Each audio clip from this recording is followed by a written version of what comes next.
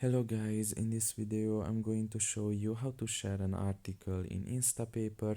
The first thing you need to do is enter the app. Once you are done with that and you are in the home page, you can just press on an article here, and after that you can just look in the top of its right corner and press on the three dots there. Now you can just press on share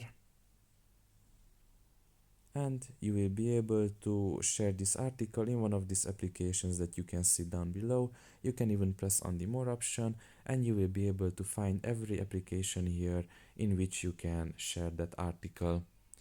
After that you can just press on the application, and in every application the sharing process is different, so you can just follow these steps to share it.